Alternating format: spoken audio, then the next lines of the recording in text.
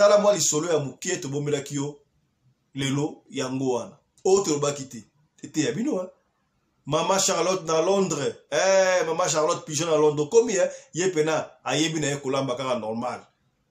aleki na ba to kolamba te me alambaka me kay mo sentir pigeon à Londres maman Clarisse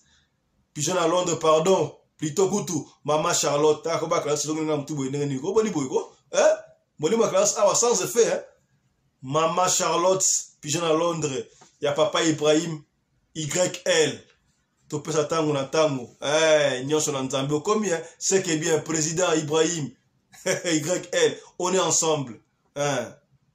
voilà. Merci d'ailleurs sous maman Charlotte Kaputu, la dame de fer, sponsor officiel la chaîne Oyo, radio locale télévision, maman Oyo, à bière officiel là-bas, on a besoin de moi là, griffe, moi là, bien, benga maman Charlotte, on s'appelle